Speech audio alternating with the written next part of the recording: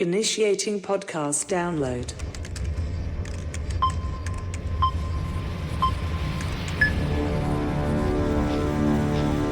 Prepare yourself.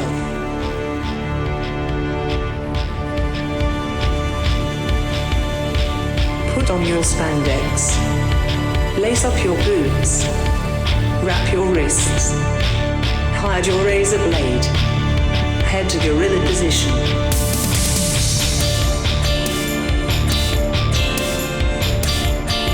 Grease up your hair. Apply baby oil.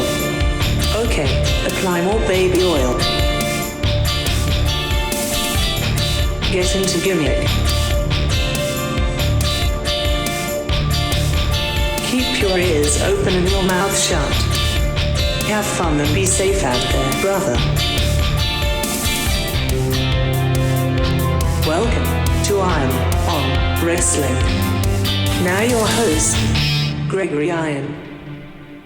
Hello again, everyone. Welcome to another edition of Iron on Wrestling with Gregory Iron. I'm your host, Gregory Iron. This is episode 257, and I'm here. Sid is resting in heaven. Pardon the interruption. Aaron Bauer's in the house. Wow, you went with heaven as a rhyme? That's so generic and pathetic.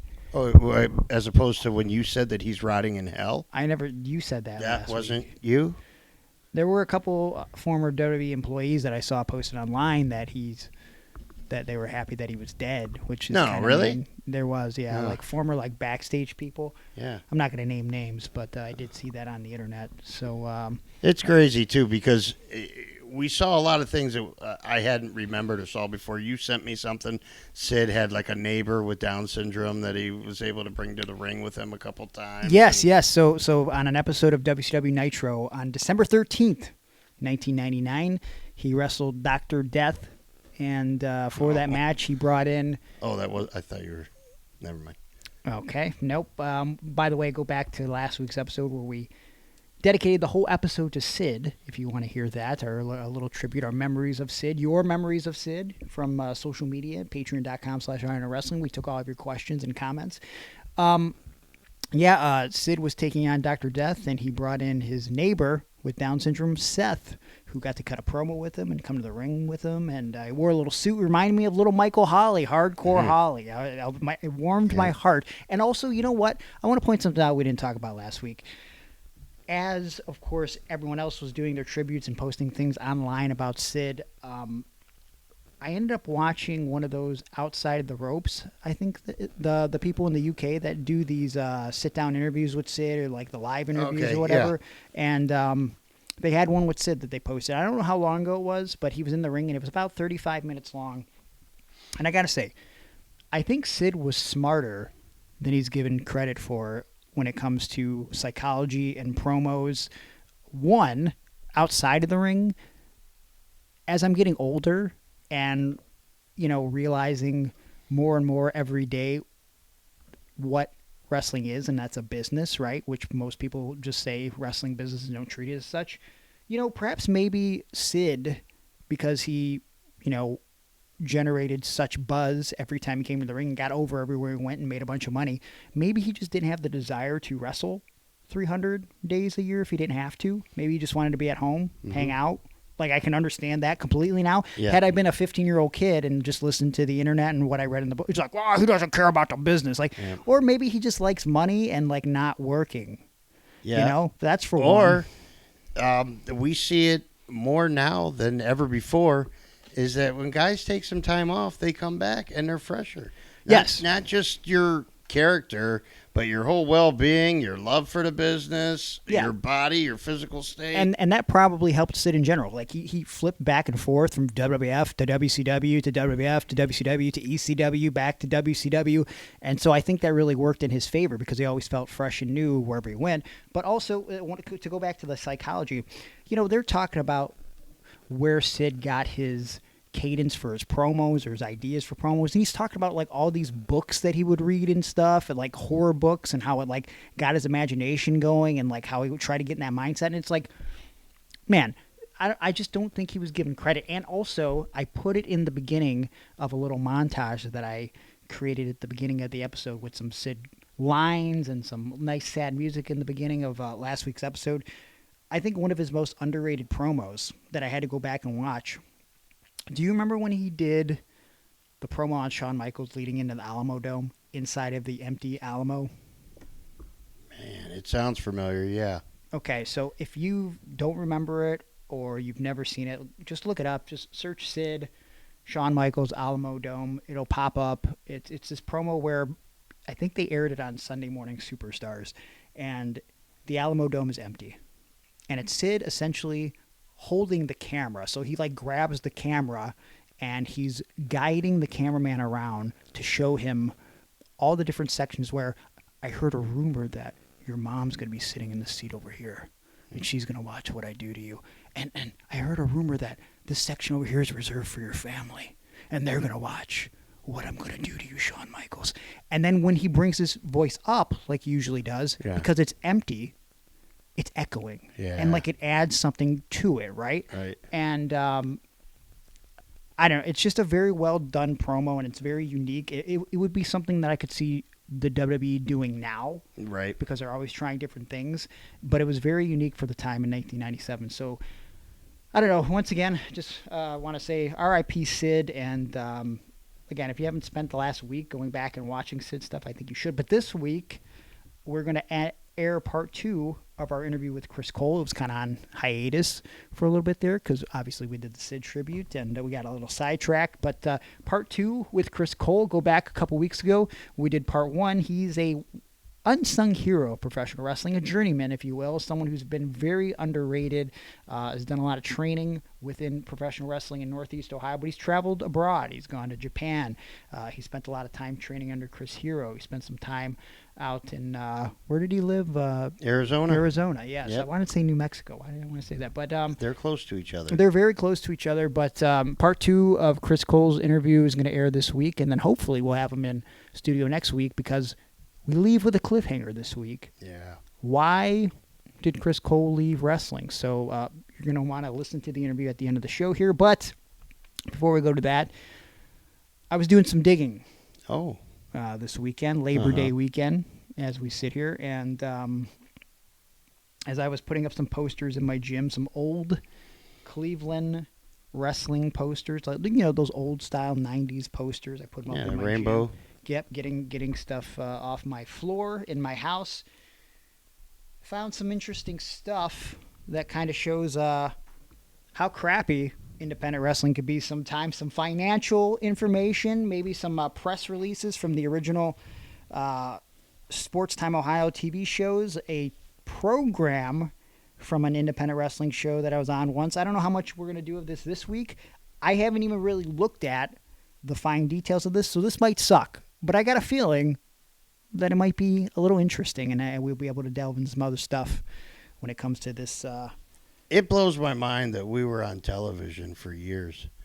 Oh yeah, well I'm looking at some numbers here. So when I tell you some of the financial figures that for a show that was in 4 million homes across the country, parts of Canada, it'll blow your mind that we even got away with getting on television, which, by the way, Ireland. One of my biggest fans was from Ireland. I was shipping T-shirts out to him and stuff. It's crazy. The rumor for years was like, oh, yeah, well, my show could be on Sports Time Ohio if I paid X amount of dollars. We never paid a dime to be on Sports Time Ohio. And when I read some of the financial figures that I have in this folder, you'll say, yeah, there's no possible way they could have paid money to be on this broadcast network. But I thought, I was looking through here. Again, I didn't read anything in depth. I thought I had the original proposed roster for PWO in here. I do have it somewhere. I'll have to dig it out because that in itself kind of shows the before and after for the proposed idea of Pro Wrestling Ohio, what we thought it was going to be and then what it ended up being, which, wasn't the worst thing ever, but it had its moments for sure. So, what I have here, first of all, in this folder, I did find an original press release for the announcement that pro wrestling was going to be on Sports Time Ohio. Now, this is before it was PWO. This would have been Cleveland All Pro Wrestling. This was for immediate release, August 31st, 2006. So, The show premiered in September, I believe. So let's see what it says here. New show will feature local athletes and fighters. Sports Time Ohio announced today that it will televise Cleveland All Pro Wrestling and Ohio Fight Fest beginning Sunday, September 3rd at 11:30 p.m. Cleveland All Pro Wrestling is similar to other pro wrestling programs with tag team and one-on-one matches. Wow. However, this show features local wrestlers and takes place at a local venue. Ohio Fight Fest is the Ultimate Fighting Championship Cleveland style. These exciting one-on-one, no-rules fights feature local Ultimate Fighters. I don't even remember the show Ohio Fight Fest. Oh, I do. Really? Yeah. Because I remember the NAAFS thing that would air. Was it the same thing? I believe so. Cleveland All Pro Wrestling owner James Haas states, quote, after 13 years, we're excited to share the excitement and drama of Cleveland All Pro Wrestling with a larger audience. Now, thanks to Sports Time, the people of Ohio will witness what the fans have been talking about. There is no way that JT Lightning said that quote. Yeah. I assure you he did not say that. Cleveland All Pro Wrestling can be seen Sunday, September 3rd at 11:30 p.m. and Ohio Fight Fest premieres Saturday, September 16th at 10:30 p.m. About Sports Time Ohio. Sports Time Ohio is a Northern Ohio regional sports network designed to offer a variety of sports programming produced for the Ohio sports fan, with its initial venture being the largest television package in Cleveland Indians team history. So at the time, the Cleveland Indians were moving to Sports Time Ohio when in the past, they were just on Channel 43, which is a local TV Yeah, well, thing. then they went to cable, though they did go to a local sports channel that wasn't Sports Time Ohio. Okay. Well, Well, maybe the original incarnation of whatever STO was. What I remember, though, is when the Indians were moving to cable, Yeah. it was like controversy because people Yeah. were like, what the this is bullshit. Not They going were to be able so, to watch my... They were so mad about it. But it was just Well, it was the landscape of television changing. Not only that, but if you were watching them on local Channel 43, you got 1 or 2 games a week. Yeah. You didn't get every single game. Right. And once they went to cable, you started getting nearly every game. Yeah. And then there were shows built around the Indians. So it was the pre-show, the post-show. And there was a wrap-up after the wrap-up show. Yeah. And, Yeah. Yeah, good deal. It says here 158 games will be broadcast in 2006. So that was a big deal for the time. But people acted like it was the end of the world. And again, we've talked about it on the show before. When Sports Time Ohio launched, there was not a lot of programming on it. There was a lot of dead air, which is how Cleveland All Pro and eventually PWO got on the network, because it was a handshake deal. The promoter, Walt, not GT Lighting, but Walt, saw that they were looking for programming. He heard something on the radio. He called up there. He pitched it because they wanted to fill airtime. They agreed to it. We took up I say we, but I wasn't really a part of the backstage stuff at the time. I was still just training. But Walt put together a makeshift demo, which I have in my possession. I think I've put it up on the Patreon before. Very poorly lit match between Johnny Gargano and a kid that used to come to training that everyone hates named Taco Bell, who now is David Tower, a terrible promoter who's a actual piece of shit human. And at the time, he was like a 14-year-old boy. They did this little demo match to show what it would look like with graphics and announcers at ringside. And for whatever reason, STO bit. Probably because, again, they needed content. Because if you look at it, it looks archaic for the time. And that first episode, which I believe we've put on the Patreon before, but I know for sure that Joe Dombrowski has up on Pro Wrestling Library currently.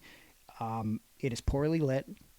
The original episode was not actually shot for TV because it was that Rhino Samoa Joe show, which at the time for JT Lightning, I think that's the biggest draw that he ever did for a show. I think it was like he had like 700 or 800 people inside Turner's Hall, which is crazy to think about. Like that's. I was there, and I don't know if I worked the undercard or if I just went. I don't think I just went. I had to have been on the undercard. I don't think I just went to shows. I got to imagine you were with like Brandon X or something. Probably. Right? He was the prisoner and I was the security guard. I have that DVD somewhere, so I'll Okay, have to dig it look it out. up. Like the actual, not the episode, but the actual whole show. I have it somewhere. But Yeah, so that's that. That was the beginning of wrestling on Sports Time Ohio. Now, this that I'm looking at, I might have to have you also take a look at it because I'm not sure. So sometimes Walt, he just wrote sporadic notes all over the notebook paper, so I'm not sure what's happening here. Iron Asylum is listed here. The manager, Megan. We have Londi written on here, which is Londi is Eddie Only's uncle, who also coincidentally was Walt's friend, who I think if you go back in the archives, you can hear us talk all about it, maybe on one of the Eddie Only episodes. Londi's big dream was for a youth club called the Teen Club. What the Teen Club exactly did, I'm not sure of. All I know is it just seemed like a scam. There were a couple Pro Wrestling Ohio shows where during intermission, the Teen Club would do things. Like one time, Londi got like a local karate a dojo to come do like a karate performance. But yeah, like an exhibition. Yeah, but he put it under the guise of like the Teen Club. So just imagine, it's time for intermission, but now instead of you going to get your drinks and snacks, you have to watch like teens do karate. What? Like that was a real. I still would have got up and got my. Yeah, snacks, but that's like a real thing that happened. Yeah, like, why would anybody have thought that was a good idea? This appears to be notes for. I don't know what venue, but mind you that this is probably somewhere in 2008 or 2009. What Walt was paying for rent on a venue. Okay. Insurance. Yep. For a police officer. Tom Storm, who was the DJ at the time, and Pedro DeLuca, who was the ring announcer. Rent. How much do you think the rent for this venue was? Where was it at again? Turner's Hall? It doesn't say where it is. I don't think this is Turner's Hall, though. I think this is unrelated to... Maybe Lakewood. This is probably the beginning because Tom Storm didn't last too long. No. I think he was gone by like 2009. So. And I thought Hank announced on those first shows for Cleveland All-Pro. Cleveland All-Pro, yes. Yeah. But this is separate. For PWO. Okay. I think the only Cleveland All-Pro stuff that I have is this press release. I think everything else is PWO. So let me go with $500. That's correct. However, I'm not sure what I'm looking at here because everything for some reason is cut in half. So it starts out as $500, but then it goes down to $250. Because he was splitting. So Walt would only have to pay $250. So maybe he's splitting it with this Londi. iron. I don't think with Londi though. Maybe it's this Iron Asylum thing. Okay. But I don't know what the hell that is. So I was thinking the Iron Asylum was going to be like your faction. No.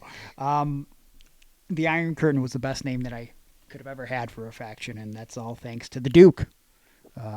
Shout out to the Duke. The Duke in AIW. Insurance. How much do you think insurance for the show was? Now, mind you, Walt always acted like insurance was a real issue and how he didn't want to pay for it. Yeah. How much do you think the insurance for this show was? $175. $52. Oh, okay. $52 fucking dollars. Yeah. Now, again, I want to point out that I think the statute of limitations is probably passed on this. I forged so many insurance papers for venues during the course of Pro Wrestling Ohio and Prime Wrestling, so Walt didn't have to pay, apparently, $52. So I committed criminal acts so he could save $52. A cop for the venue. How much? $100. $80. Yeah. I think he probably got a deal because he knew a few cops. Ironically, the criminal, Walt, knew knew a few cops that would give him some deals. Tom Storm, the DJ, how much did he pay? $40. Yeah. Pedro. Probably 25, but probably 50 is what it was charged. $40. Yeah. And so total for venue, insurance, cop, DJ, and Pedro, $356. Because apparently there's a split here of some sort. There's a note that says Chuck Concessions menu, hot dogs. Then it says Walt. So maybe these are the things that Walt specifically is buying. Nachos, $2 will be the charge. Hot dogs, $1. Pop, $1. Candy, $1. $2 or a $1 hot dog at a venue. If I went to a show right now and they had $1 hot dogs, holy shit. Yeah. Would I be excited? Yeah. $1? Probably could get away with fucking 5. I remember I would go to this place called the Party Center in Lorraine. Yeah. And they sold real close to the date of expiration hot dogs. Okay. What they would sell, like I think they were 12 packs for $1 each. Okay. So then you would charge $1 for a Sure. hot dog, and then that's all profit. You make 12 times your money. The number 25 is circled, and then it says hamburgers. He wouldn't have just made 25 hamburgers. Does that sound right? Yeah. Yeah. Really? Yeah, because most people would buy the hot dogs. The dollar hot dogs, yes. But you have to have something else. You can't just have hot dogs. 4 2 liters of Pepsi, 4 2 liters of Diet Pepsi, and 4 20-ounce Diet Pepsi. I'm assuming those are packs at least, so maybe like 6 packs, 12 packs. I think they only come in 6 for the 20 ounces, though. Huh. Does that sound right? I don't know about that. There's some math here. You got to have cans. That's what I'm thinking. Well, so I don't know why there's like 2 liters. I can't imagine them pouring them into cups. Yeah. Or maybe this was like... Maybe that was for the back. I don't... So there was a period of time, but I don't think it ever bled into Pro Wrestling Ohio. I know for Cleveland All Pro, they had Pepsi as a sponsor, so they would like give them 2 liters and... Though now, maybe I'm misremembering. Maybe I'd have to consult with Gargano. I do remember the Gargano household having a bunch of leftover pops, 2 liters, 12 packs, because Pepsi was a sponsor at some point. But that might have just been the first year of Cleveland All Pro. I don't know. I remember I think I told you that when Rod was coming up with everything for UCW when we were running at the Eagles Nest, remember he had our friend Tiger Rudo, who worked at Pepsi, bring him Pepsi banners. Okay. Steal Pepsi banners and then bring them, and then we would put them up so that way Hank could say at the beginning of the show that we were sponsored by Pepsi. Make you seem like a big deal. And yeah. I'll post this on the Patreon, maybe on social media too. I found a design that was created actually by Matthew Justice for a proposed PWO Heavyweight Championship belt. Because we didn't want just like a generic championship belt, or at the time when PWO just started, we were just using a World Heavyweight Championship replica like the Big Gold that we borrowed, pretty sure, from Jason Bain. So we wanted something that was unique to the show. So we had a title belt drawn up, if you want to take a look at it there, but we never got anything made. And I think because of the price now, if this correlates with the belt, I have another separate sheet of paper, which I think was used for some sort of advertising fee that Walt would give to an advertiser or a sponsor. On the back, it has www.wildcatbelts.com. Yeah. So I think that he got a quote for a price on the belt. Wildcat belts, it says 10 to 12 weeks, 2 sides. I think that's the 2 plates on the side. Yeah.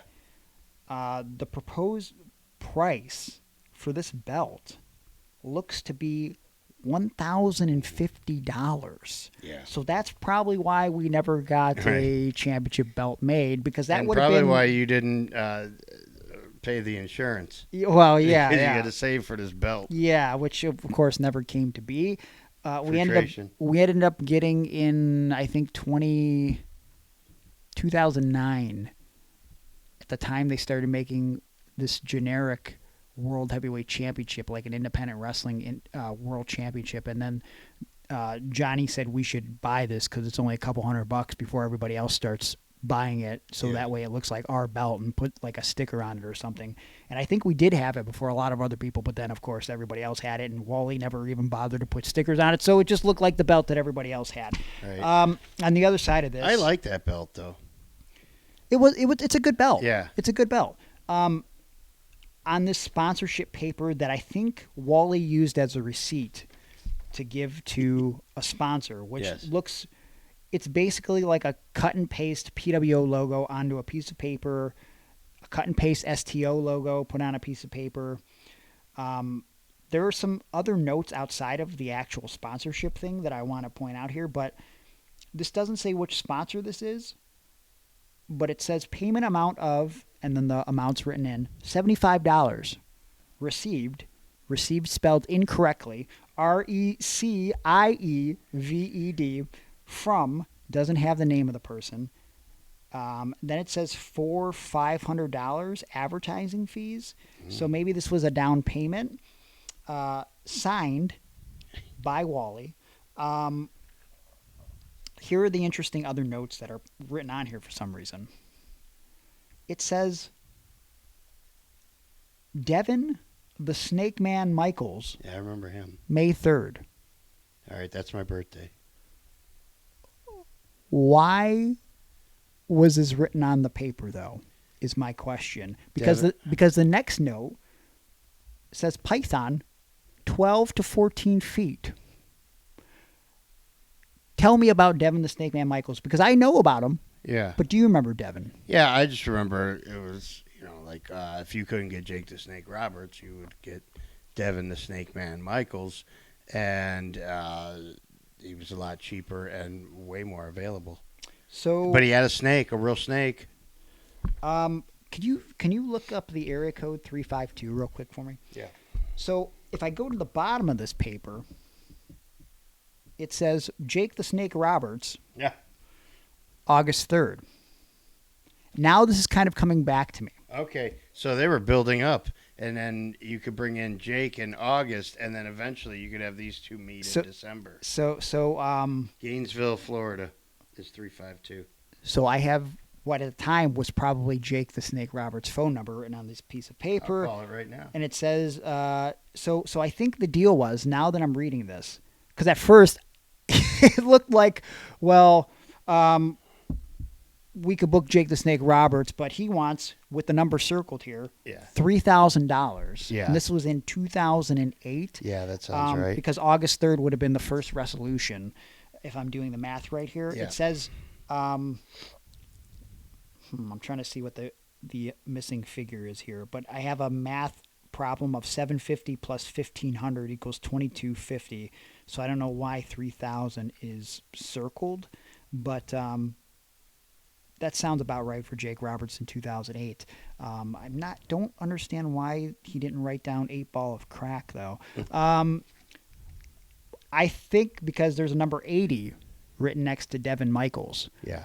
At first I thought if we can't get Jake for 3,000, we could do Devin Michaels for 80. But I think what the proposed idea originally was to book Devin the Snake Man Michaels, who was just, again, a bootleg Jake, and to do Devin the Snake Man Michaels versus Jake the Snake Roberts at Resolution 1, which I totally forgot all about. Snake on a pole match.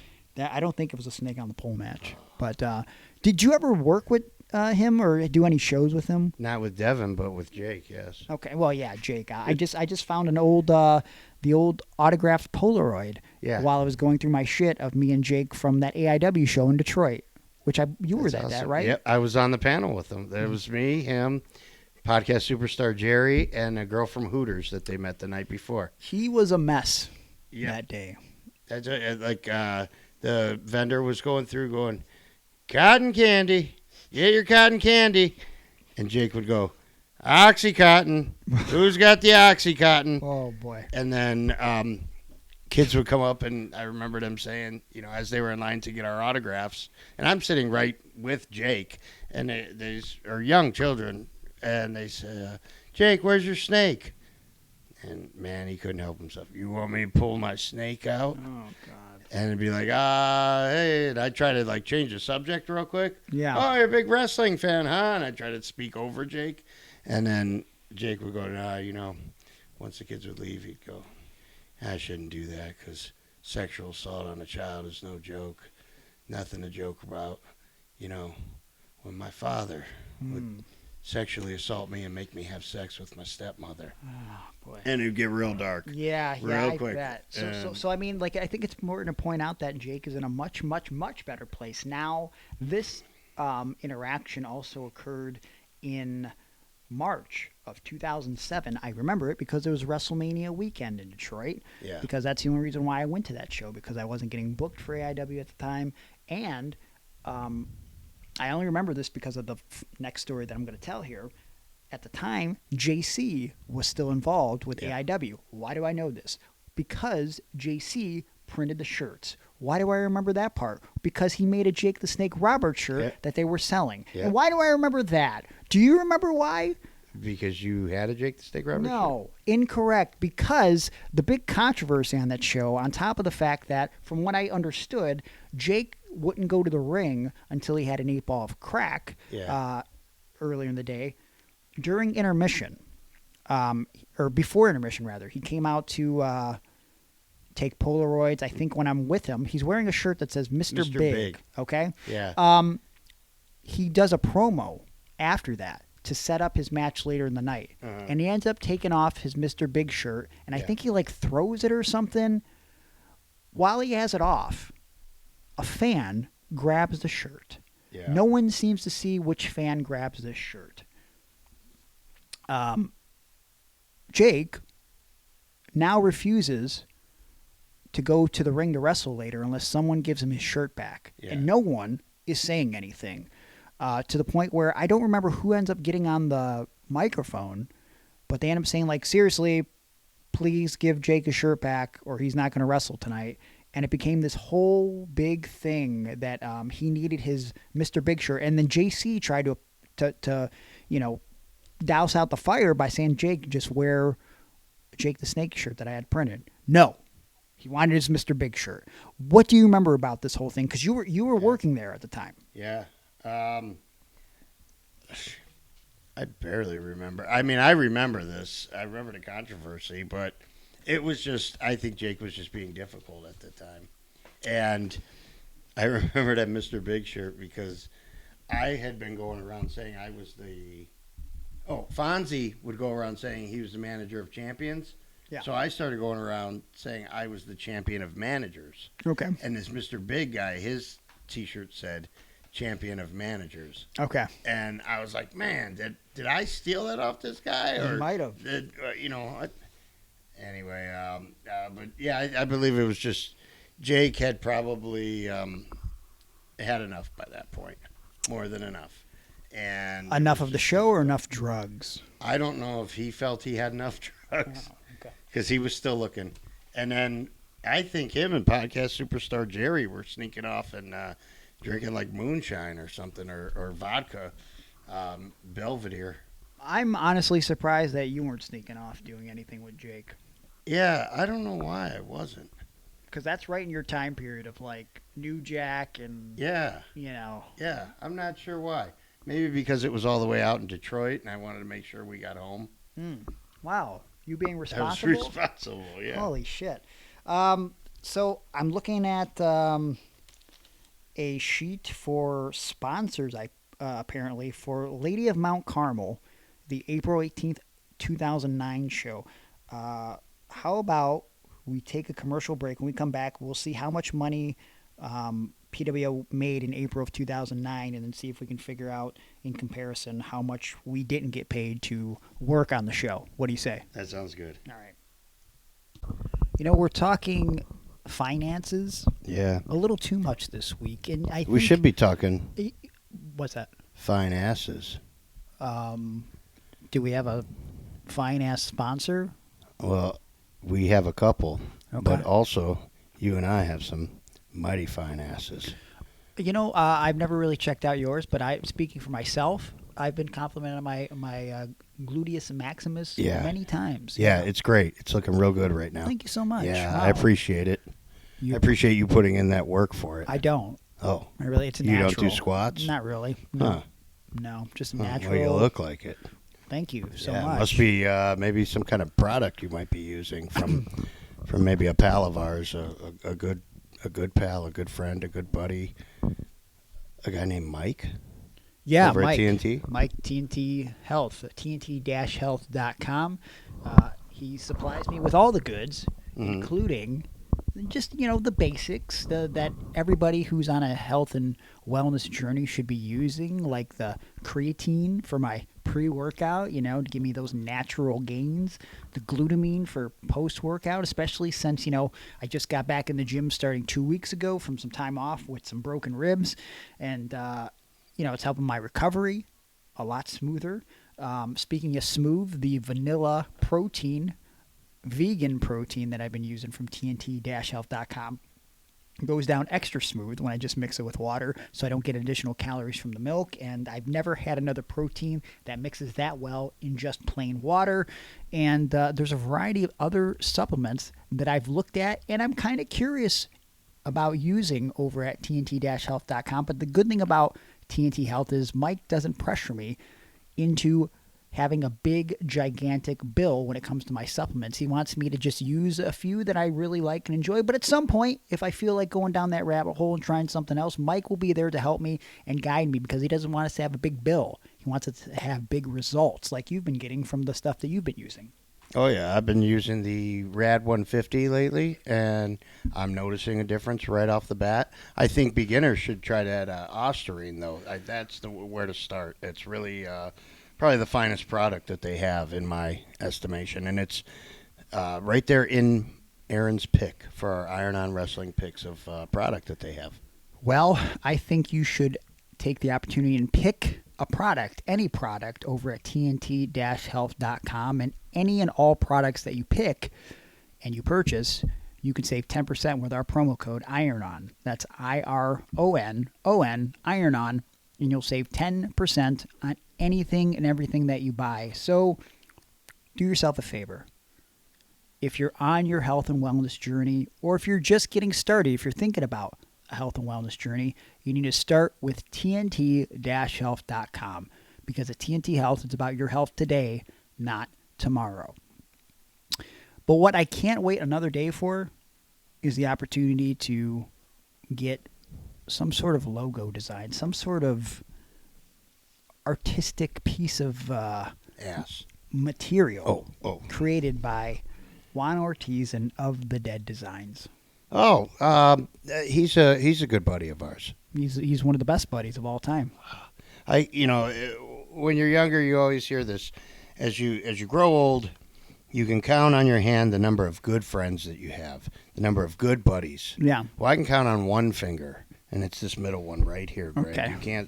People can't see it, but I'm giving Greg the middle finger, yep. And that middle finger is dedicated to Juan of the Ortiz.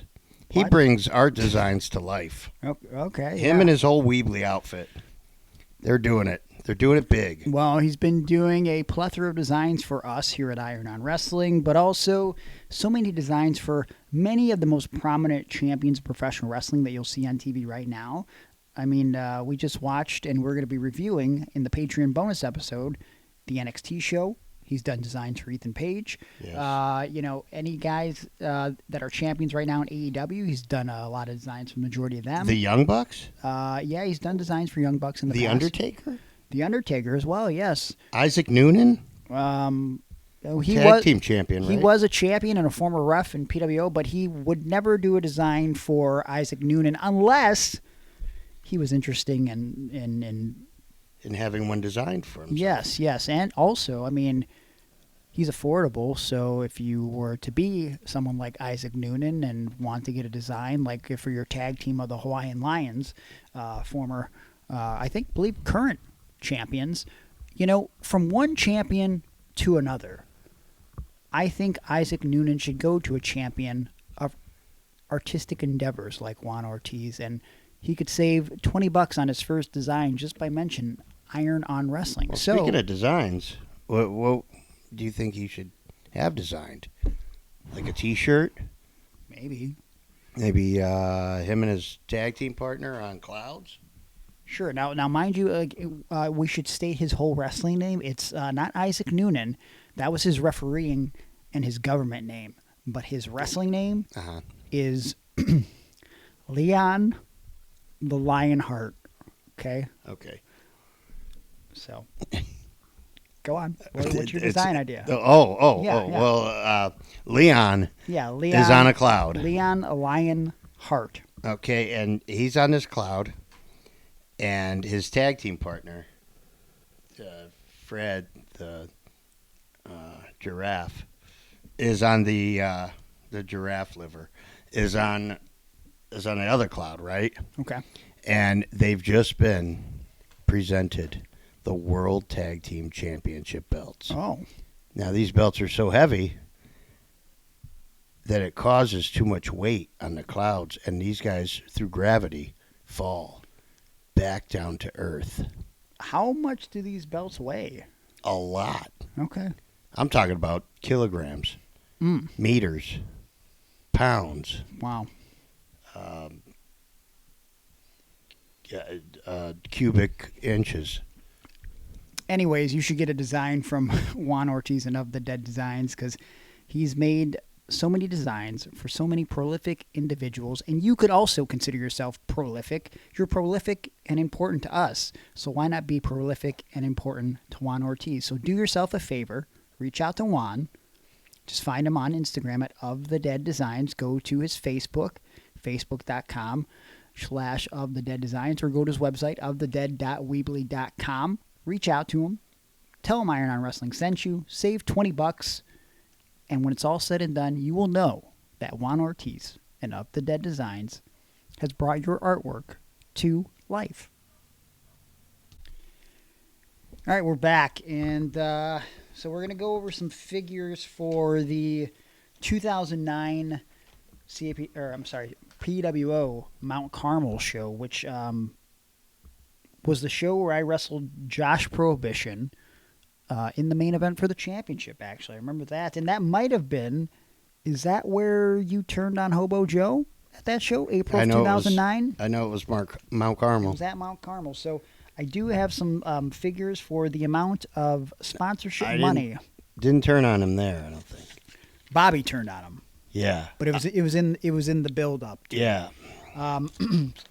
But I did find another piece of paper before I read off the Mount Carmel sponsorship money from a Cleveland All-Pro sponsorship from Lentines Music, which they had a commercial on the show during that time.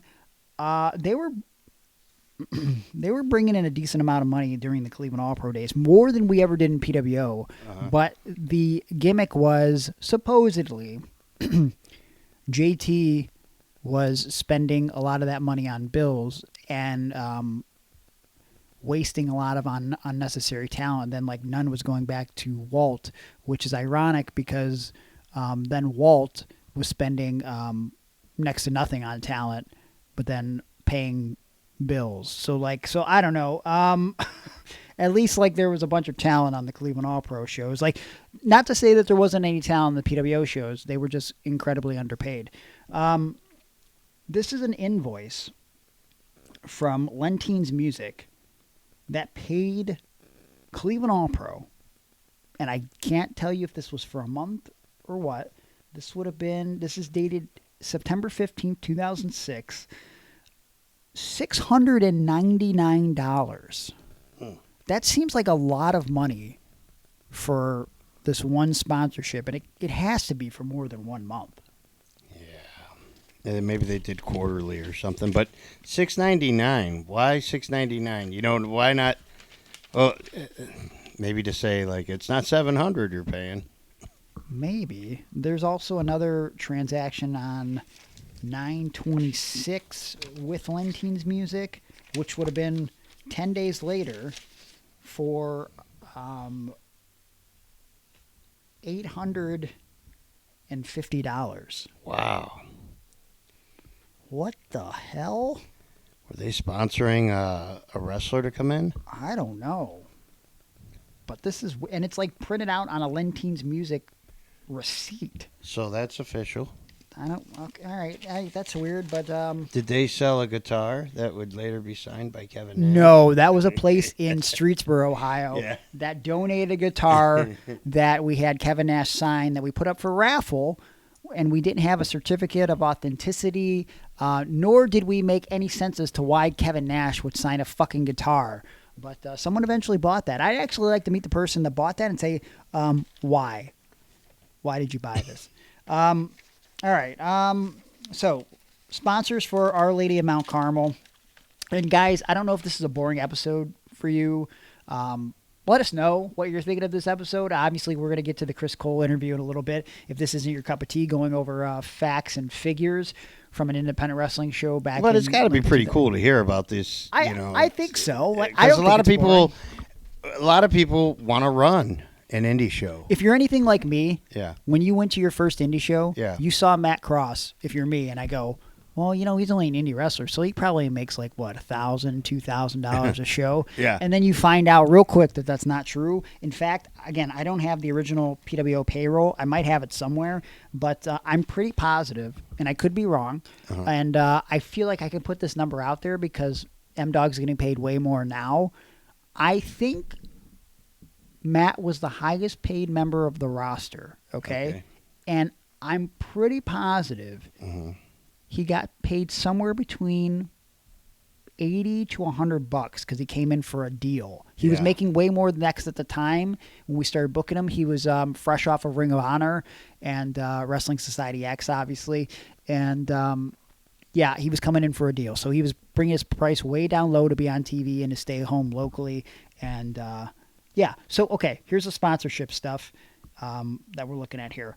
Now, I think because what I'm looking at is it says sponsor on the top, then the amount in from the sponsor, the amount out, and then it says COMM. Now, at first, I thought this was like commercial time because some of these are like 45 seconds, but then some of them say 40 and 35. I'm like, those aren't commercial times. I think that's commission because Walt would have Londi go out and sell sponsors when Walt couldn't do it himself. And at that time, we were bringing in the most sponsors ever because Londi was a hustler. Yeah. So here's what we're looking at for one show in April of 2009 as far as sponsorships. Little Rock Towing, which I don't even remember being a sponsor, $150. Londi got $40 of that. B.A. Sweetie's Candy Company, $390, which, again, is a weird amount to pay. $55 goes to Londi. Noise and Toys Audio. They were like a car audio gimmick. $150. $45 goes to Londi. Mr. Hero. Probably not the one ran by the Miz's dad. $150. $45 goes to Londi. Parkview Nightclub. I don't know why a nightclub would be sponsoring this show, but okay, $120. Dude, I love Parkview Nightclub's food. Really? Yep. Is that a real thing? Yeah, I saw him on Diners, Drive-Ins, and Dives. Oh. And my buddy Mac, when he came back from like the Navy one time or something, we went there. Fantastic. I've been there several times. I think it's under new ownership now, but. So out of that $120, $35 went to Londi. Cafe Roma, $120, $35 goes to Londi. Cleveland, I don't know what this is. HOMBER? I don't. Cleveland Hombre. Maybe it's Cleveland Hombres. Yeah, maybe. Whatever it is, never heard of it. $150, and $45 of that goes to Londi. Family Appliance, $120, $35 goes to Londi. Any Heating and Cooling, $100, $0 goes to Londi. I think that might have been a sponsor that Wally had already established, and if I'm correct, that is also the sponsor, which we've talked about on the show, who wanted to wrestle as Wrestler X and just come in and do a bunch of souffles, as he called them, to the students. I like that. Then there's Carco Auto Body, $300, $90 goes to Londi. I'm sorry, Crystal Sports Bar, is also listed before that. And it says in, there's nothing listed for in, but then for out it says $200. All the rest of these say 0 for out. So I don't know exactly what that means. But at the end of the day, money in, total sponsorship money, $1,950. The amount that goes to Londi, $425, which averages to about $22.50 per day. I don't know what this means. It says $600 in donations. I don't know what we would have been getting donations for. If somebody were donating, like the food. Okay. Because like Gargano's would send us pizzas. Sure. Or if they were saying that they were donating, so that way they could get some tax cut. But for some reason, I don't think that Wally was paying taxes. No, I can't imagine he was. So he had probably about $1,400 roughly for the show. If I had to guess what the budget was for this show, what was do you know how much AIW was paying for Mount Carmel when they were there? Because they got in that venue not too long after us. I can't imagine it was more than $500. So let's just say 5. At this time, I'm pretty sure me and Johnny still weren't even getting paid. So that's $0 right there. Boone was on this show. Hobo was on this show. They probably got... The roster was probably $100 for the whole roster. I mean, well, Josh was on the show, so Josh probably got like 50, 75. M-Dog probably got, it was $100 or whatever. You guys got guys like Bane and the Gambinos and you, Joe, production. He probably didn't pay more than $500, I would guess. So he probably, at the end of the day, Walt probably only pocketed about $400-ish bucks from the show, but way more than anybody else, which, that's the life of a wrestler and a wrestling promoter, I guess. Yeah. That's. I also have one more. Seems like a lot to go through for just $400 though. It is. You could just sell shit online. But that's why, like, again, it's not easy being a wrestling promoter. And there's some guys out there that do it really, really well. And you could figure out who those guys are because usually 9 times out of 10 they have the most successful promotions, right? But even the most successful promotions, they're not making that much money at the end of the day. If you become a wrestler, if you become a wrestling promoter, you're doing it mostly for the love of the game because you're not going to be making a steady living in this. So if it's something you're going to do, I would recommend, because I would never run a show. All right, you were there, you ran a show. What do you think is the most profit that you and Rod ever made from running a show? Because I would throw in my shirts, and I used to sell, probably 10 to 15 shirts a show, just for me. So I always made a few $100. But But let's just say the show itself. The show itself. How much do you think Rod made from a show? Oh man, maybe a couple $100. See? I mean, and that's not much different. So we're right. talking like this is 2009, then we're talking like 97. Mm-hmm. So an 8-year difference. Yeah. So with inflation, he probably made roughly the same amount that Walt did. Right. Yeah, it was a hassle. I remember driving to the show one time and getting pulled over by the police.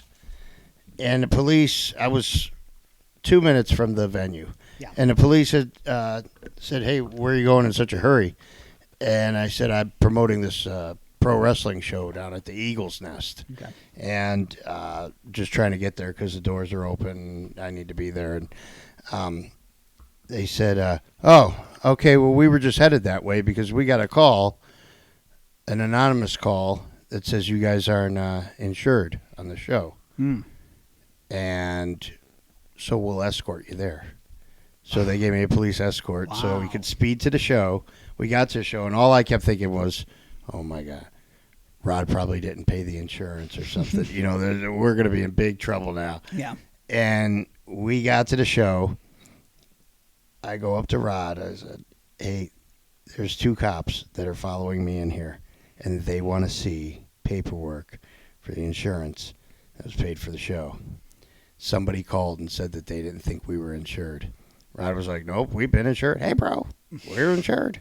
And he went, and he was gone for like 15 minutes, and I was worried as shit.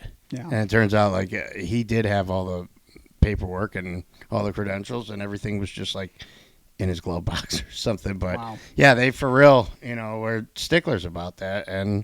But there used to be, we've talked about before, there used to be an actual guy from the commission, boxing and wrestling commission, that would come in, count your attendance, how many people were there. Bernie? That might have been him. And no. Oh, maybe. I just remember Hank always saying, Jack Lavriha, your president, and whatever. But, yeah, he would come in and count all that, and then we'd have to lie then and say, well, we gave 75 of these tickets out at the local Boys and Girls Club or whatever. Well, there's all adults here. Well, yeah, they work there, Okay.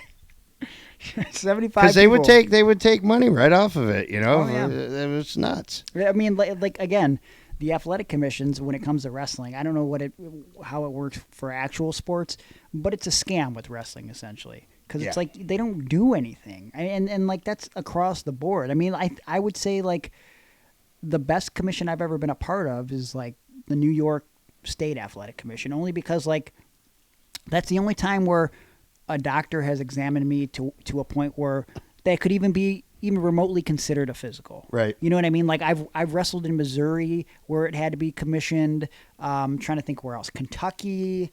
Actually, I just found my old Missouri license. So, like I always kept that because it's see, big we enough didn't have to have a framed. license. But Missouri was a joke too, because it was just like any health problems? No. Okay. And they just feeling okay? Yeah, and they just check off boxes. It's like, what? How do you think I'm suitable for the ring? Yeah.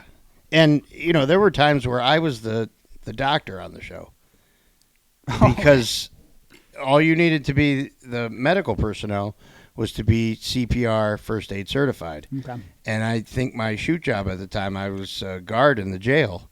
And you had to be CPR first aid certified. That's funny. So I took my class then, and Rod was so happy because that saved him, $25 or whatever he was going to pay some off-duty nurse. Yeah. And then the cops that were at the show were in-laws of mine. They're my cousin-in-laws. That's funny that even at that time you guys even had to have a nurse, because in my time since 2006, I can't remember one time anybody having to legally have any medical on site at a show in Ohio. Yeah. I've never seen that once. And the time we really needed somebody was when JT locked up with DBA down in Southern Ohio, and right during the lockup, JT got cut because the guy had his gig taped to his finger, and it was exposed. JT's arm was, you could see the bone coming out. Yeah. It was such a deep cut for a lockup. Yeah. If you ever go watch footage of JT, and obviously the footage is a little bit, it's bare bones for the early 2000s. That scar on his arm was always very prominent. Yeah. You can see it. So. Yeah, I remember we went and got a tampon to stop it didn't stop the bleeding, but it helped out. Yeah. Oh my God. Until the rescue squad got there. For someone that seriously wanted to run a show, other than, just run one once with your income tax money, what advice would you give them? I give the same advice that Mick Foley gave to me when I told him I wanted to be a pro wrestler. Okay. Don't. Okay. Well, there you go. So, I mean, with fantasy wrestling on the computers and stuff these days, you kids have, that should satisfy you, because going through and dealing with the personalities and the money and travel and all the expenses, it's not worth it. Well, right? Would you run a show? I would never run a show, but also, I mean, you're talking to the guy who's, it took him, I would say, 8-ish years to make what I could even consider decent money to wrestle. Yeah. You know what I'm saying? And so, and the only reason why I stick around now is because, I pay bills with it. You know what I mean? So if I would have listened to anybody, I wouldn't have even have bothered for that first 8 years because it was like I would have wrestled for a couple months and I'm like, well, fuck this. Yeah. There's no money in this, but you have to love it. So I guess if you have an interest in promoting shows and it's something that you're like, I'm not even doing it for the money, then maybe perhaps get into wrestling, and then somewhere along the way, maybe you'll make some money at it. And here it was, you just liked doing this thing and you just kind of fell into this cash, kind of like we did with the show. Well, what I'm saying? with Rod, like the first show I promoted, I probably came home plus $300. And I was like, yeah, this is it. This is the business for me. Yeah. And I'm always make money at this. And then the second show we did, I went home minus $500. So then it was like, I think I'm done now. Yeah. Well, I really wish I would have kept track of the amount of money I spent compared to what I've made. Because if I looked at that in the grand scheme of things, maybe perhaps I'd be like, yeah, boy, this is a crazy thing that I attempted to do. I actually found a book, which maybe will, depending on what subjects we have next week, I found a book with like 100 and some of my first matches, and I kind of took some little bit of in-depth notes in there, so that could be something fun. But, hey, but the stories that I have and the experiences I have more to make up for the money now. Sure. I wouldn't go back and change it. Yeah, if you can't put a price on that, and you can't put a price on the stories that we're going to hear on part 2 right now with our interview with journeyman pro wrestler Chris Kole. He's going to talk a little bit about traveling abroad and some of the things that he experienced and seen in his time in Japan. And if he ever gets out of the bathroom. Well, when did he go in there? It's been a couple weeks now. But let's go to that now, and then we'll take this podcast home. So what took you to Arizona? So I was kind of living on my own here. And was this with Aaron? Yeah, this is with Aaron. So Poop and Aaron is the reason why you went to Arizona. Yeah, Poop and Aaron. I for the most part enjoyed living there, but there was always somebody in the driveway. There was a steady stream of Poop. Poop too, but there was a more steady stream of ladies of the night. Okay. That would kind of come through all the time. Mm-hmm. We'll have to tell that story once you get through your Arizona stuff, but we have to tell the story of the time that me and John McChesney brought home those two, I guess you call them hookers. Okay, well, working girls. All of these stories right now are going to be great, but also we will understand why Chris Kole moved to Arizona. So yeah, I think the tipping point first of all, let me just add that they didn't know that those girls were hookers. Okay. That's the best part about it. Okay. That's the best part about it. And was it one of those girls or one of the other girls that threw up all over the dog? Oh, that was a different girl. Okay, that was a different girl. Right. So there's one that peed in the bathtub and also threw up on the dog. So you can kind of understand my situation being the straight edge kid in a house where Aaron would routinely attempt the 440 challenge. Oh boy. So I was living there, and I just kind of I was busy with wrestling, but I wasn't really getting anywhere. I had kind of reached, I thought, what was my limit. I kind of reached the ceiling in this area. Yeah. And my mom was living in Arizona. They moved right after the day after I graduated high school, they dipped and went to Arizona. And I stayed here because I liked it here, and I wanted to do my own thing for a while. So for a few years I did that. And then she had, I'd been talking to her, and she's like, well, I met all the wrestlers here. I know all these guys. And I'm like, all right, cool. I said, who's in charge? And she goes, it's the Navajo Warrior, whose name I had been reading in, PWI 500s for years and years and years. He's like a Southwest legend. Mm. So I had gotten his email, and I sent him an email and said, hey, I'm looking to maybe move out that way. Could I get some work? This is kind of my resume. And he goes, yeah, I'll give you a tryout. Okay, cool. So I showed up to the gym, the IZW training center the first night. A punk kid with green hair. And I got in the ring, and the trainer who was running class at the time was Jack Bull, who had he was really good. He was touring with New Japan at the time, and he ended up eventually like getting a development deal. And he goes, "Are you trained?" I said, "Yeah, I've been working for a few years now." And he's like, "All right, get in, don't kill yourself." And so I had to kind of earn those guys' respect again. I was the new guy, and I was a really small fish in a big pond because there was, Navajo Warrior and his partner Ghostwalker were regularly touring Japan and wrestling all over the country. And then all those guys that were from Arizona were wrestling at UPW in California, which was another, big time deal promotion. Yep. So like in our gym, there was Nav, there was Ghostwalker, there was Hawaiian Line John Williams, who would go on to wrestle for All Japan like a shitload of times. He wrestled Kawada and Muda, for fuck's sake. That's awesome. Which is awesome, you know. And then like Melina Perez was there, Mike Knox and Derek Nykirk. Horseshoe was there, Luther Reigns. So it was a den of straight killers. Yeah. And you had it was great because when one guy was getting ready for their tryout, we were all getting ready for our tryout. Sure. So it was really it was like an iron sharpens iron. Pardon the pun. Yeah. Sort of arrangement there. Yeah.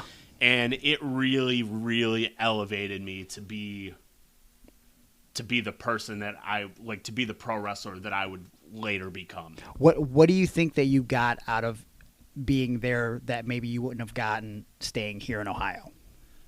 Here I was kind of the guy. Like I was the guy in Cleveland. I wasn't the guy out there. Yeah. Also, after every training session, when we would finish, the luchadors would come. Oh. And they were all guys from Mexico. And so I also got like a legitimate lucha libre training experience. Yeah, which is awesome because like especially out that way in California, like that's why having someone like Candice LeRae helping the kids at AIW during that time when Johnny was training was so important because Johnny could show them lucha stuff, but like Candice was doing the lucha stuff with the legit lucha guy. So that's awesome. That's why you're so well rounded. This is like the first time we've had like a really in-depth conversation. I'm glad we're having this. Yeah.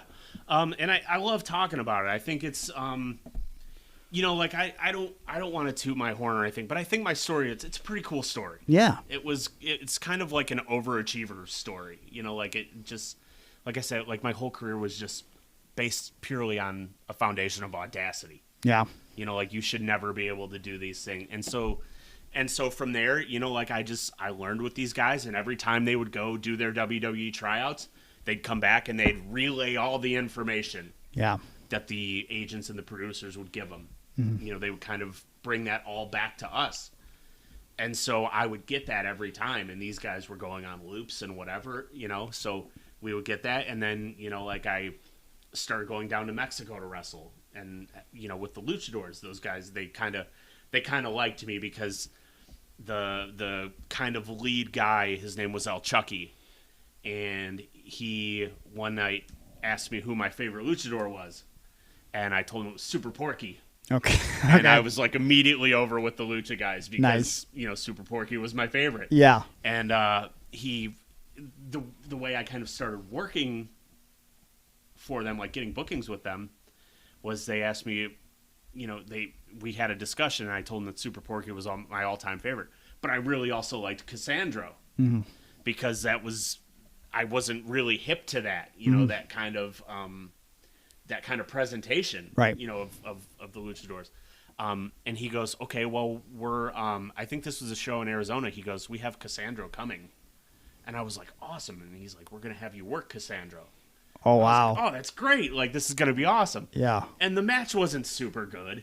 It rarely is when you have kind of like an American kind of technical guy versus a luchador. It's not often great. Right. Sometimes it can be, but it also has the potential to be like a little bit like the communication sometimes isn't quite right. Mm-hmm. Because you're kind of thinking of in two different styles, sure, like terms. And so it ends up not being maybe as good as it should be. And I think looking back, I should have asserted myself a little bit less and just let Cassandro guide me through it. Sure. But I was supposed to be calling the match. Yeah. And so if I had it to do over again, I would have just shut up and said, "Hey, even though you're the face, I want you to call this whole thing to me." Yeah. I mean, that probably would have helped. But you know what? I've only had a couple experience where, I'm working with a language barrier. And one that I had when I was younger that really stands out to me, it was like a 4-way with Kushida before he was anybody. Mm-hmm. And muscle memory. And just the language of pro wrestling helped so much because there were so many moves that I was saying. And Lewis Linden was there to be a translator of sorts because he was working with him up in Michigan, and sometimes I know the Americanized version of the move and I don't know how to translate that, but Lewis is getting that across. But just walking through stuff, it's amazing that you can break that language barrier. Yeah, even with the different styles and everything, what a beautiful art form.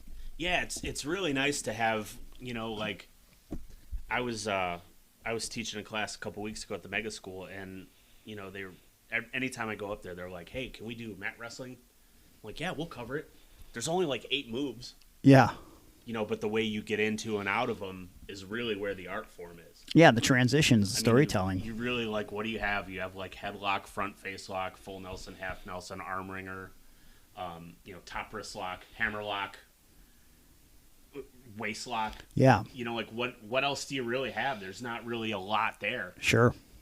But the way you let it flow and the way you kind of work with it turns it into something that's really, really beautiful. And I think that's important for, again, younger kids to know. It's because, when I started training, it's I want to do everything, but also I'm at a disadvantage, right? But once you figure out and you have someone sit down and tell you, look, you don't need to do a million things to be good, but if you can figure out the in-between and, the way to tell this story, that's what puts it all together. You can create the illusion that you're doing 100 moves if you only know 5, if you could just separate it and do the important stuff, the beats that maybe most novices would miss. Yeah, we had a discussion about that too, because I think one of the most important things in a pro wrestling match, and it's often the most overlooked, is what I call the negative spaces. And those are the times where you're not really on camera, but you're still out there on camera. Yeah. So if you're the heel and you come to the ring first, what's the first negative space you have? It's the time when the babyface is coming to the ring. Yeah. That's time for you that you can still be working, you can still be productive. Sure. It's time as the babyface is selling a move, or the ref is down checking on the babyface. Are you okay? Can you go on? Whatever. That's kind of a negative space. It's those things in between the things. It's that kind of hidden area of the match that I think doesn't quite get enough attention. And the guys that are really, really, really good at it, they understand that that's important too. Where I started realizing how important that was of all people, from Jimmy Corderas, because I started doing shows with him in Canada, and he was reffing on them, right? This is post WWE. And for whatever reason, the one night after I was done wrestling, I was match 1 or 2, I just was watching the show and watching Jimmy. I wanted to see what the difference between an indie referee and a WWE referee is. What makes it work and make sense. And what stands out to me is there's this moment during a tag match where, everything goes out the window. And it was just the way that Jimmy was emoting and making it make sense to where it's everything's falling apart and it's referee's discretion. He has this moment where he has a little bit of control, but then as it slowly becomes chaotic, he goes, you know what? He almost goes, fuck it. And he just kind of goes like this, and he lets the guys go. And I was like, oh, wow. I'm seeing this because I'm looking for it, but I think all the fans are lost in the chaos of what is happening. And so now that you're saying that, it's that's the difference, with a wrestler, with a ref, between the okay and the really, really good. Yeah. You as a referee, as an aside, is there anything more frustrating than wanting to go out and have an absolute banger of a match and getting a terrible referee assigned to you? Dude, every fucking seminar I have, they always try to downplay a referee, or some of the kids will mention how easy it would be to be a referee. I would never want to be a referee, especially knowing that, guys don't, referees can be bad, and then wrestlers, they don't utilize the referee. Like they're yelling spots and stuff. It's like, you could just tell the ref that and they could pass it down. But if your ref sucks, then they're not going to pass it down. It's incredibly frustrating. Yeah, one of the best things ever to happen, like the greatest benefit of having kind of your veteran card is you can pick your referee. Yeah. And I would get assigned a ref and be like, nah, man. Nope. Yeah. I want him. Yeah. And they'll reassign the ref to you, because it's the most deflating thing ever to have the ref just be ass. And you're trying to really work hard and the referee just can't keep up, or he doesn't know what he's doing, or kind of just general incompetence. You have to. The referee has one of the hardest jobs because you have to be invisible, but at the same time you have to help highlight the match. Yeah. So how can you add highlights when you're invisible? Right. Like that's a tough proposition. Yeah. And I respect the shit out of referees. Like I think that's a tough job.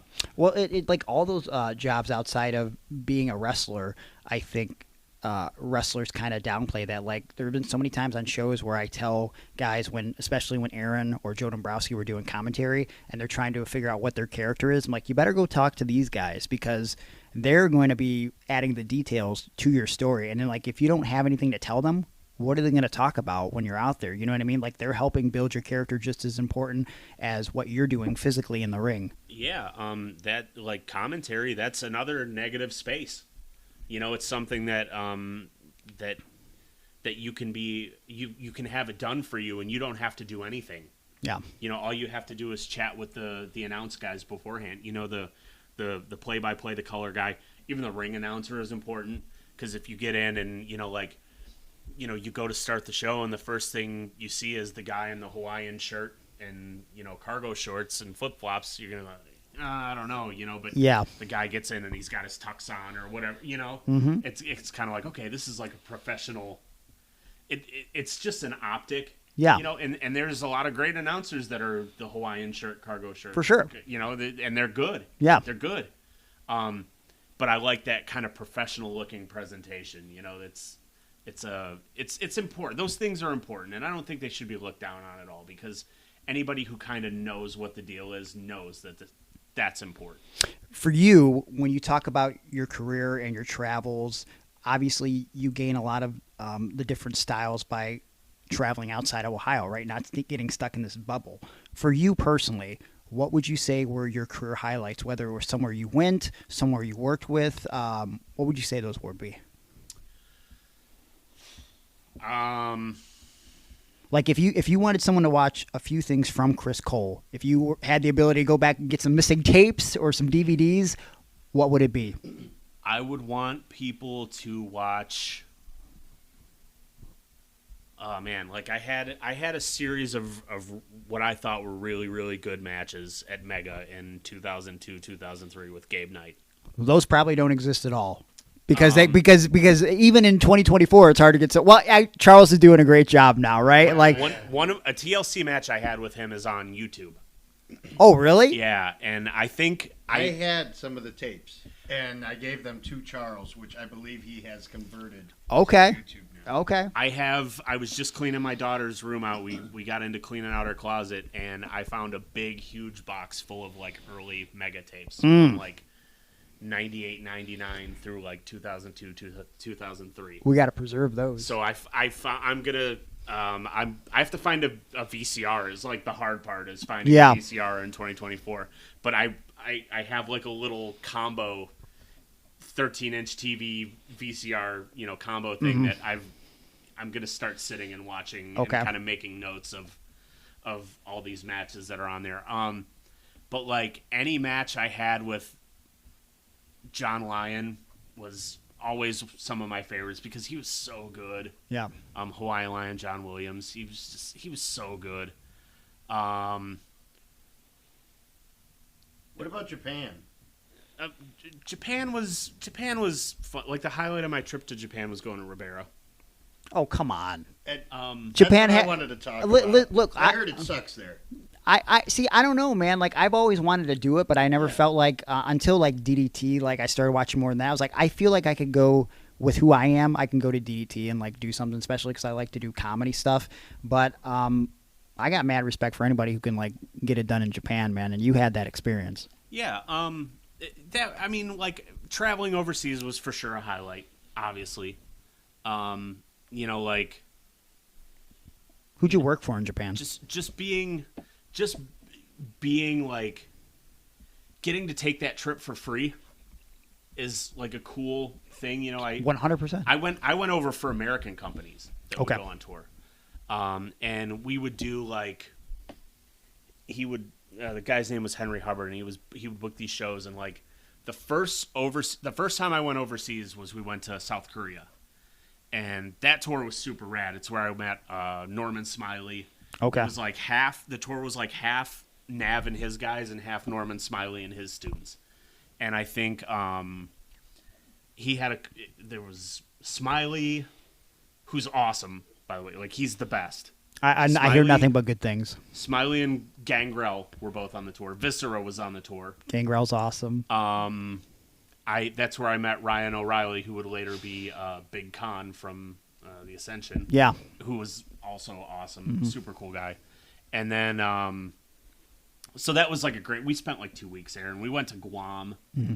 And then on my way home, my layover was in Hawaii, and they had oversold the flight, so I ended up getting to stay like an extra day or two in Hawaii. Oh no! Which was awesome. What a travesty! Like, sorry, I have to call my boss at Taco Bell and tell him I'm not going to be home until Friday instead of Tuesday, because I'm stuck in Hawaii. Yeah. And then so that was great. And then how many people could say they wrestled in South Korea?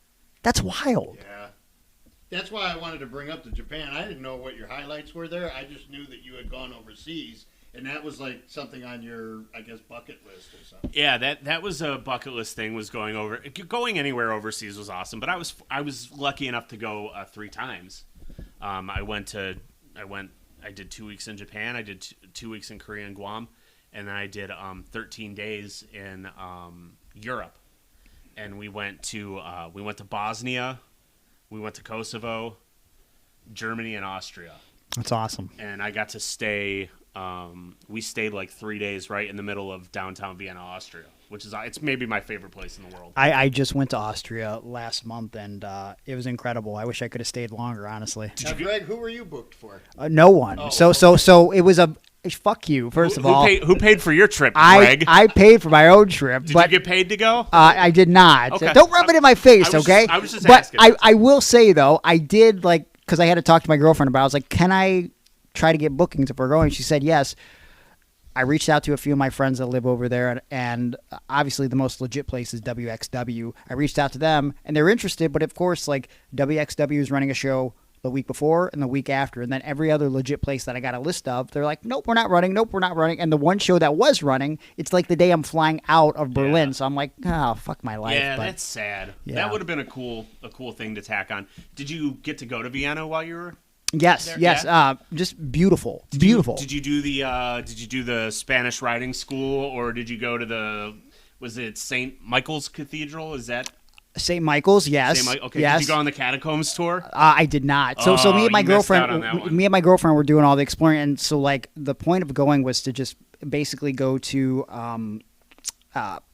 Munich, but we started like as we're planning the trip, like let's try to go here and here in the Czech Republic and Austria and blah blah blah. So like we were kind of like a couple days everywhere, so we had to kind of get in what we could, and we rented some bikes and rode around. And I want to go back because now they have direct flights where you can go from Cleveland to Ireland, and once you're there for like $500, you can for $100 go wherever you want. So I'll definitely be going again. For sure. That's like the cool thing about Europe, right? Is like you can fly into Germany and within like a 5 or 6 hour drive or, a 45-minute flight, you can be in 10 different countries. Train ride. We rode the train a lot. You can ride the trains. Yeah, it's awesome. And I think like when you talk to Europeans, they're like, oh, Americans, they're born in America and they stay in America. I don't think they realize how big America is. Right. Like you can fly 6 hours from here and still only be halfway across the country. Mm-hmm. Yep. Like you can it's big. Like it's big.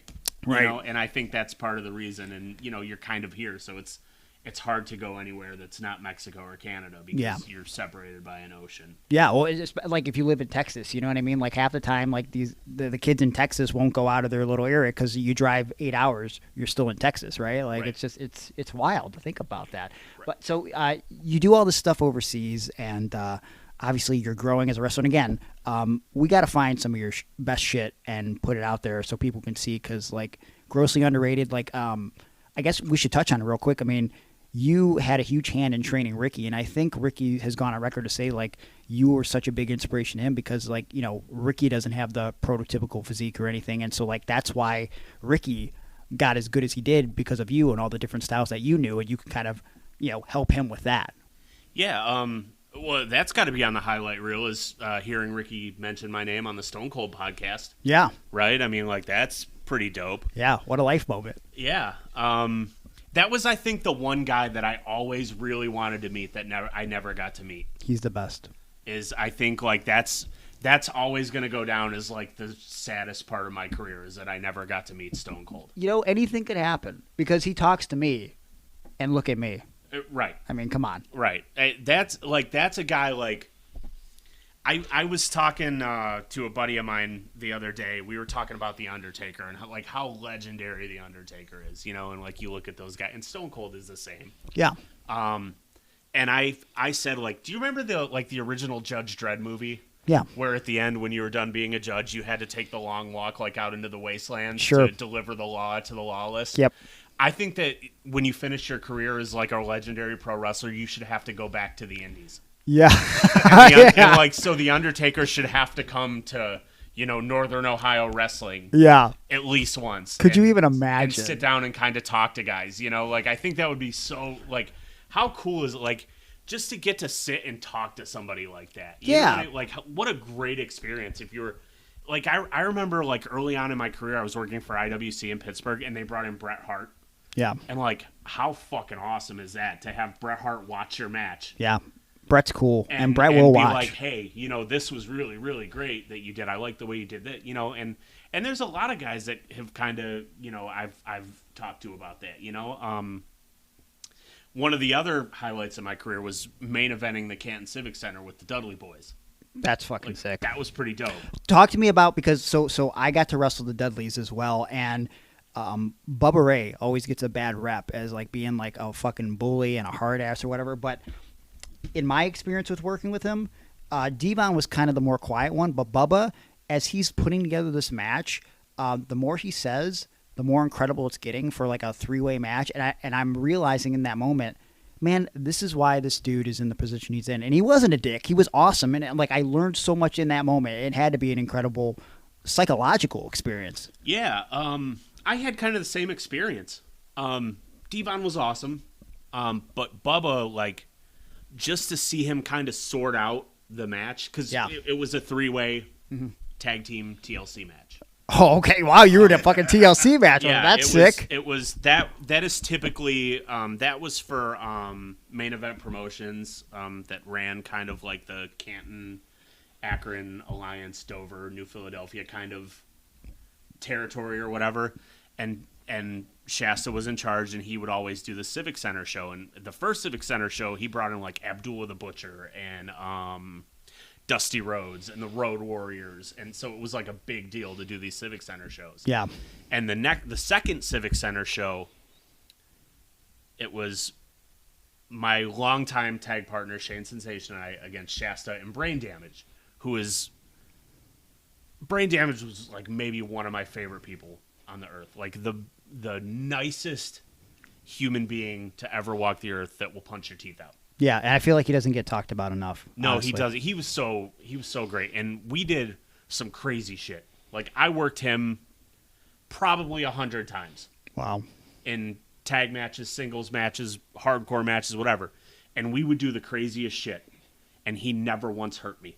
Never, ever. Never once. Put me on a table and dove off of, like, at Canton Civic Center, like the tunnels that you walk through to get to the floor. Dove off of one of those. Never hurt me. Wow. Gave me, like, a Michinoku driver from the apron to the floor through a table. Never hurt me. Never once hurt me. So the second Civic Center show was we were the semi-main event. It was Shane and I against Shasta and Brain Damage in a TLC match. And the main event was Jeff Jarrett and Mr. Insanity, Toby Klein. And Jeff Jarrett was like, how do we follow that? What year is this? This is like 2002, maybe. Holy shit, okay. 2001, 2002, 2003, somewhere in there. Okay. So then for the third Civic Center show, he kind of learned from, Shasta kind of learned from that, and we were the main event with the Dudley Boyz. Shasta and Brain Damage, me and Shane and the Dudleys. What's the finish? I take the 3D through the table. 8 times because the table won't. Wait, what? Wait, I love the delivery of that. Because I'm like, yeah, man, you took the 3D and then 8 times. Oh, fuck, man, that's fucking cool, man. Did you get one piece of advice or insight, or is there one thing that you remember Bubba Ray or Devon saying that stuck with you? Because I feel like from the best guys, if you can take away one thing from them and kind of incorporate that going forward, then it's a victory. Yeah, I had been kind of pitching spots for the match to Bubba. Hey, what do you think about this? What do you think about that? And he goes, one thing I think in particular I mentioned to him, he goes, I like that idea a lot, but not for this match. Mm-hmm. I'm like, okay, that makes sense. All right. Sure. And he goes, sometimes it's maybe you have a spot that you think would work very well, or it'll be good. It'll be really good. But it's not right for the match. Put it in your back pocket and use it a different time. Okay, yeah. Like if you can't make it make sense and you're doing it just to do it, maybe don't do it. That was one thing that he kind of really that I got out of that. Sure. Other than just seeing how,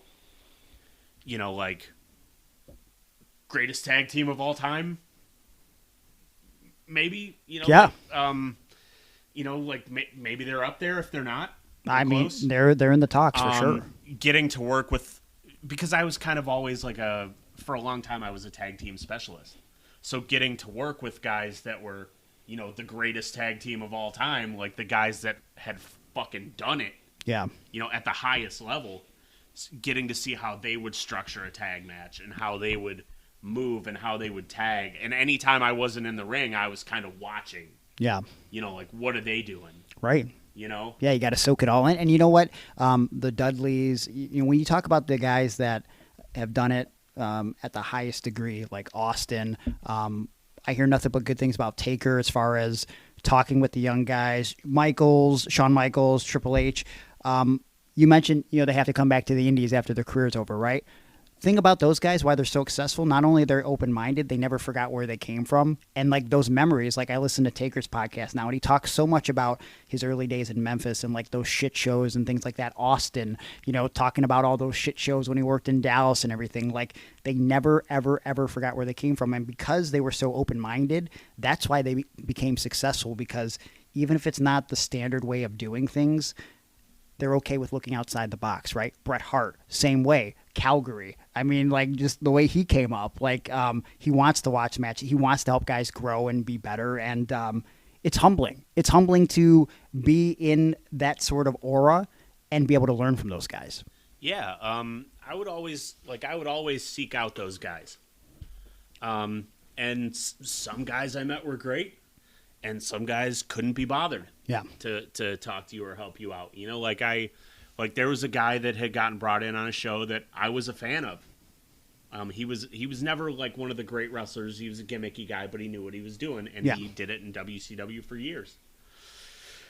And I asked him for some advice. He could just not be bothered. That's shitty. And that's fine. That's your prerogative. If that's who you want to be, okay, cool. Yeah. So it was always nice to, when you got somebody that kind of had that pedigree and they would talk to you and actually, kind of interact with you and talk to you like you're a peer. That's awesome. Yeah. And that's what it's all about. It's one of those things that I don't think you think about when you get into wrestling, but when you can have those moments where it feels like this guy that you watched on TV or this gal, he's viewing you as an equal. I think that is one of the most successful things that you can experience as a wrestler of all. Yeah, for sure. I worked Manny Fernandez for JT. And was that towards the end of Cleveland All Pro? Yeah. Okay. Yeah. And the match was originally supposed to be Manny Fernandez versus Ray Rowe. Okay. That was the match JT booked, and Ray couldn't make it. And as soon as I found out Ray couldn't make it, because I had asked before he announced that it was Ray. Okay. You know, I had asked him, I'm like, hey, JT, you know, who's working Manny? You know, because I want it. And he goes, well, I'm going to put him with Ray Rowe. And I was like, all right, you know, like, okay. Right. And then I see that Ray Rowe came. I'm like, hey, JT, what's up with that Manny Fernandez match? And he's like, I don't know, man. Manny's he's a shooter. He's a tough guy. I said, well, you're in luck, JT, because so am I. You know, and this is after I'd come back, you know, and I had kind of found my swag or whatever. Sure. You know, I found the tough guy that was in there, you know, and I was pretty well respected at that point. And I was like, I want it. He's like, are you sure? I said, I fucking want it. Okay. And I got my match with Manny Fernandez. And after the match is over, they had like this, you know, like one of those ridiculously long sub sandwiches in the back. Okay. And I think we were main or semi-main or whatever it was. And I got to the back and there was no sandwich left.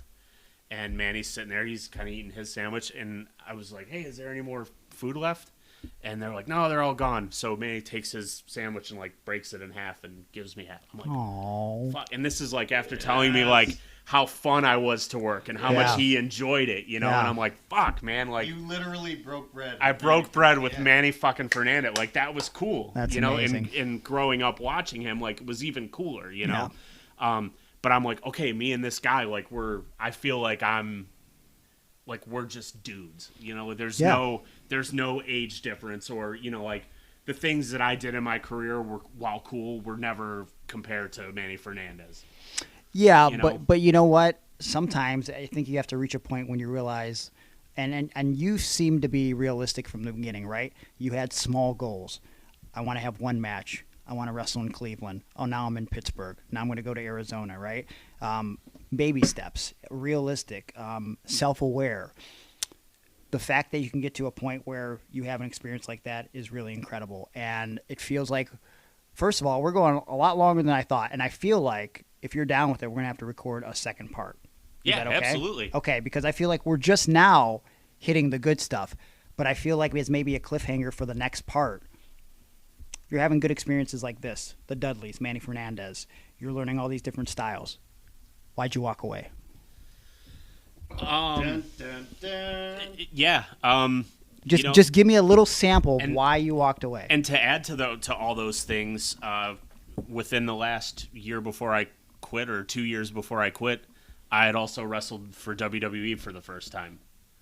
Was that when you did was it you and Bad Boy? Bad Boy and Roby, yeah. Yep. And nobody was more thrilled to get that call than I was, because at that point I'm like, I'm never going to get this call. Yeah.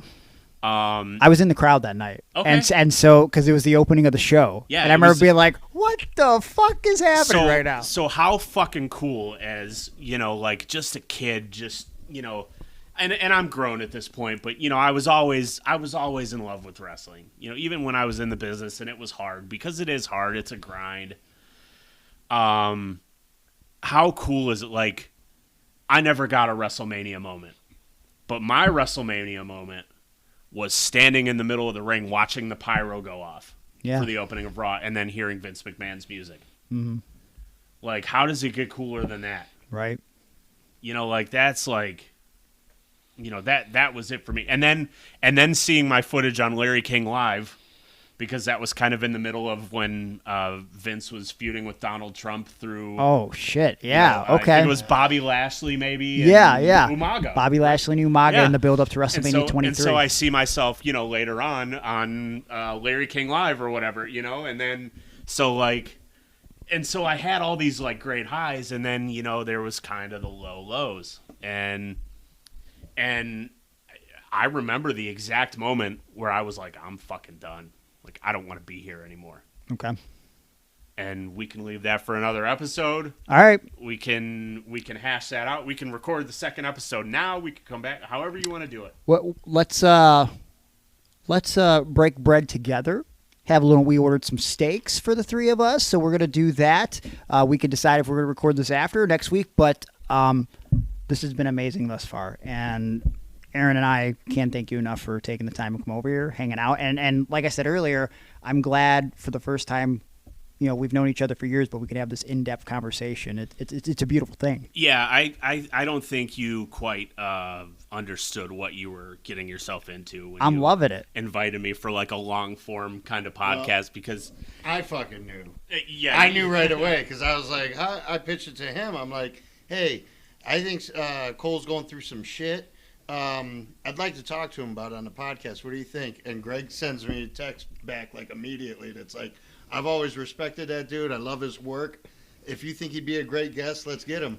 And this is exactly how I thought it would go. You would walk in, we'd crack 2 or 3 jokes, and then you'd go into this plethora of knowledge and insight, which is unmatched so far. So this is good shit, pal. If someone wanted to find you on the internet, how could they do that, Chris Kole? They could just find me on Facebook, Chris Kole. Like, that's it. I don't have a Twitter. I don't do Insta. I don't do Snapchat. That's Kole with a K. Yeah, Kole. Yeah. I'm bad at the internet. I probably should be more accessible, but anybody who wants to find me is going to find me. And well, we're going to have them find you because we're going to find your shit and put it on the internet so they can see it and they can experience what they've been missing out on. And I'm always, this is like an open invitation to anybody listening. If you want to just slide into the DMs and have a chat about wrestling or life or anything, like I'm always down to have a good chat. Like I love meeting and talking to people and hearing their stories and getting to hear about their life experiences and their views, and I think it's one of the most important things out there. That was part 2 of the interview with Chris Kole, and we'll be back one more time with Chris next week to finish off the interview. And guess what? We know how much you guys like it. It's going to be a mental health episode. I know it's a little bit of a teaser at the end there, but it's definitely about mental health. So, and those are our most favorited episodes. So, well, let's bring it to the people. You got to give the people what they want. Give the people what they want, and hopefully you want more content from Iron on Wrestling, which you can get at patreon.com/Iron on Wrestling, where you get a buttload of bonus content starting at just $3. $5 gets you the video along with the audio. $3, of course, is just audio. $9, you get involved in live chats with us once a month, but also you get to pick subjects. You get priority on questions over on Patreon. You can go up and up and up in tiers, and you can get stuff in the mail. In fact, if you've been with us for more than 2 months, so for September, you'll be getting a Howard Animal Steel package in the mail sometime this month, so be on the lookout for that. And Patreon is the best way to support the show. Make sure you follow us on social media at Iron on Wrestling. Subscribe to the podcast wherever you download podcasts, whether it be iTunes, Spotify, Audible, wherever you download podcasts. Make sure you leave us a 5-star review. It creates visibility for the podcast. Subscribe to us on YouTube as well, and you can follow me on social media. I am at Gregory Iron on Twitter, Gregory_Iron on Instagram, Facebook.com/The Handicapped Hero, where you can book me for pro wrestling, motivational speaking, and pro wrestling seminars. Cameo, I can give you a shout out of some sort over there if you wish. And you can get my t-shirts at prowrestlingtees.com/Gregory Iron for my out of print shirts, for Aaron shirts, for Iron on Wrestling shirts. That's the place to go. Aaron, where should they go if they want to find you? I'm on X. Not the drug. Well, I would hope not. Okay. At Fair to Air. And then you can also find me on my Truth Social account. Jesus Christ. It's at It's All Wrestling. And then, this weekend, I just want to quick plug Special Olympics, softball skills. My crew and I are headed to Oregon, Ohio, and we're not coming back without medals. Okay. Well, hopefully you guys don't die of dysentery on the Oregon Trail. Oh, man. I missed that game. Yeah. Make sure you go over to Patreon also if you want us to hear talk about all the latest wrestling news. We're going to talk about the Vince McMahon documentary that's coming out. We're going to talk about our thoughts on the debut of Uncle Howdy, as well as some other stuff from Raw last week, SmackDown, Bash at Berlin, the NXT pay-per-view. Lots to cover, and we're going to be talking about it on the show over on Patreon exclusively, so you might want to pay that $3 for all that extra content and, If you're not going to, then I guess we won't see you until next week for episode 258, and we'll be feeling great. Now I gotta. What? What was that? Nothing. Okay. How about a kiss goodbye? Sure. I thought that was a good rhyme.